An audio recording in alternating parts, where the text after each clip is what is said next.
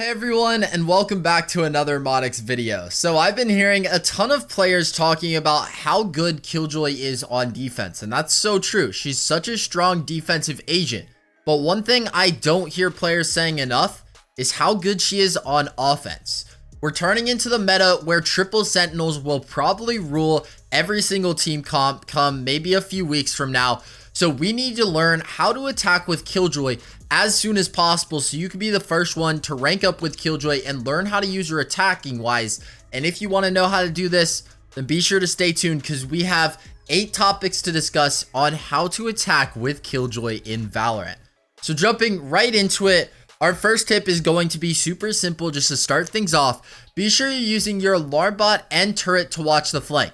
This is a great idea and it's going to allow you to outplay your opponent. So let's talk about bind. I've already given this example before, but let's say that you're pushing hookah. Your team wants to push hookah. Instead of turning left, and you're attacking by the way, instead of turning left to go up to hookah, you can turn right and go ahead and place a turret there. Watch the flank, and then you're actually able to rotate off of the turret and play somewhere else. So they're going to think that you're with your team when in fact you could be lurking instead. So that's why I like using my utility to watch my flanks. And let's say that they don't flank for one round. Well, you're always able to recall the Alarmbot and the turret from anywhere on the map. You just have to keep in mind that there is a 20-second cooldown after you do so.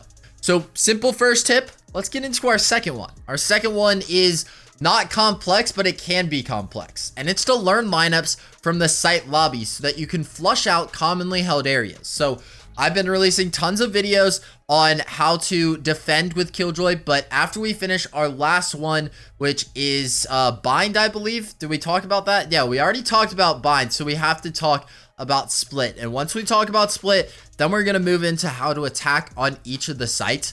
And I'm going to be giving you guys lineups that I personally use to push sites and flush out those commonly held areas. So if you want to stay tuned for that, be sure to subscribe with notifications on. But the main thing with Killjoy is that nano swarm grenade. It's going to allow you to do exactly what I've been saying, just getting people out of commonly held areas. So behind canoe on ascent, I showed you guys a lineup on how to clear that one. You learn these lineups so that then you can push on a site even easier. I wouldn't recommend using all of your utility though, because you have other teammates who can use utility better than Killjoy to push sites. So as long as you're pushing with a group, then you can save your abilities and then you can treat your post plant like you're on defense. And that's actually our third tip. So you want to basically get that spike down no matter what using everyone's else utility. If you can save your utility, then that's the best case scenario, because as soon as you get that spike planted, you have to treat it like a defensive round.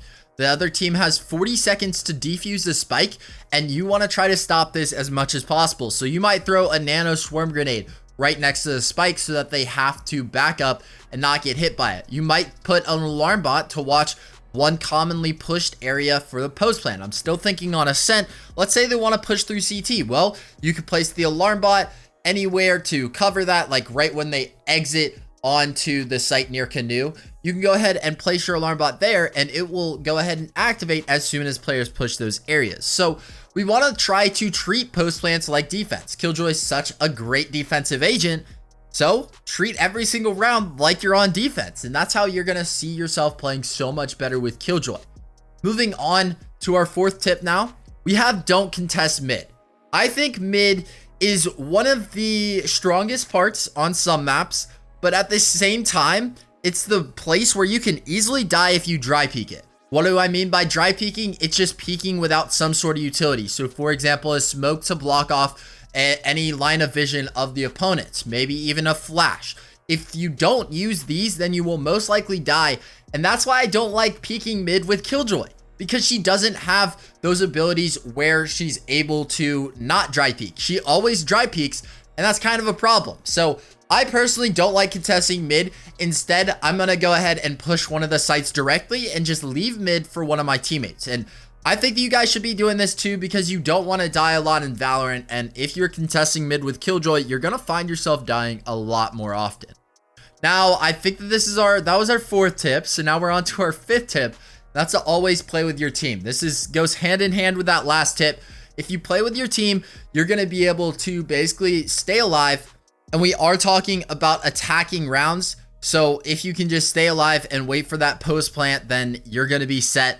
Again, try not to use all your utility to push sites, but don't forget about using your utility pushing sites. And I know that that might be kind of confusing, but I would recommend probably spending like 200 credits on a nano swarm grenade and using that one nano swarm grenade to push site with. Then you have one for post plant along with your turret and your alarm bot. And I think that's enough because you can always play off your utility. And we've shown you guys how to do this in past videos. So if you still want to know that, there's going to be a playlist on the end screen. So just stay tuned till the very end of this video.